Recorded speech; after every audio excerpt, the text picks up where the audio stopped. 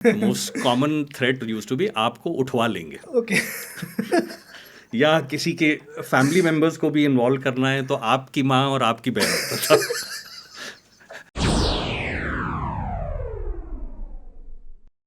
आज मैं थोड़ा घबराया हूँ क्योंकि आप एट द एंड मेरे प्रिंसिपल हो एक तरह से, एंड मुझे उस चीज़ का ध्यान रखना पड़ेगा। यश, मैं भी कभी स्टूडेंट रह चुका हूँ। या तो you can treat me that way.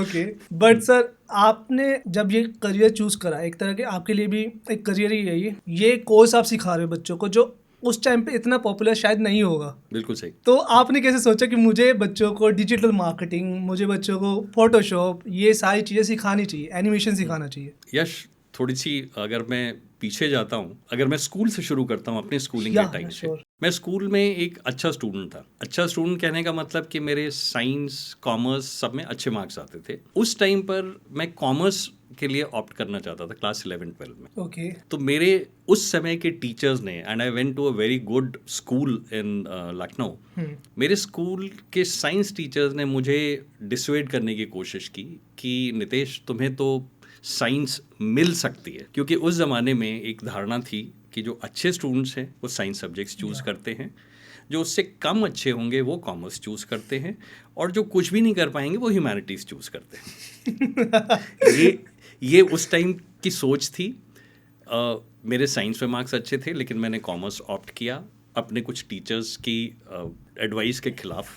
खैर, उसके बाद मैंने 12th कॉमर्स से किया, फिर मैं Shri Ram college of commerce से बीकॉम ऑनर्स किया, उसके बाद लखनऊ यूनिवर्सिटी से MBA किया। उसके बाद मैंने अपना फैमिली बिजनेस ज्वाइन किया था, जो कि you are from Lucknow basically? I am from Lucknow, या Hardoi. Hardoi is a small town, Gurgaon से भी छोटा शहर है। सो आप वहीं पे बोर्न ऑन पोर्टोपो? जी हाँ। तो आप यहाँ पे शिफ्ट हुए हो? जी हाँ। कितने साल हो गए आपको? मतलब अब मुझे करीब 30 साल हो गए हैं यहाँ पर शिफ्ट किए हुए। So how is your experience with Haryana? Lovely, I would say. अब तो मैं अपने आप को हरियाणवी कहता हूँ क्योंकि आधी ज़िंदगी से थोड़ा ज़्यादा समय हरियाणा में ही है, तो अब तो हरियाणवी कहूँगा। हाँ, लेकिन जब मैं शिफ्ट किया था हरदोई और लखनऊ वाले एरिया से गुड़गांव, तो और कुछ तो नहीं, एक भाषा में थोड़ी सी तकलीफ हुई थी। यूपी में और ख़ास करके वो अवध वाले एरिया में लैंग्वेज बहुत ही ज़्यादा पोलाइट होती है। लखनऊ की जो तहजीब होती है, अभी तुम बात कर रहे थे स्टूडेंट डेज की, तो मैं अगर उस मोड में जाऊं तो वहाँ पर अगर जो गालियाँ और धमकी भी दी जाती थी तो आप कह के, okay, most common threat use to be आपको उठवा लेंगे। ओके।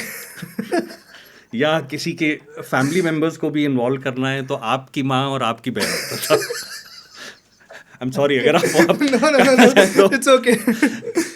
तो उसके बाद जब गुड़गांव में मैं मूव किया, तो यहाँ पर कुछ टाइम तक तो मुझे ये लगता था कि हर आदमी मेरे से लड़ने को क्यों उतारू है। बिल्कुल धीरे धीरे समझ में आया कि नहीं, ये शायद प्यार से बात करने का भी तरीका यहाँ पर यही है। ऐसे ही है सर।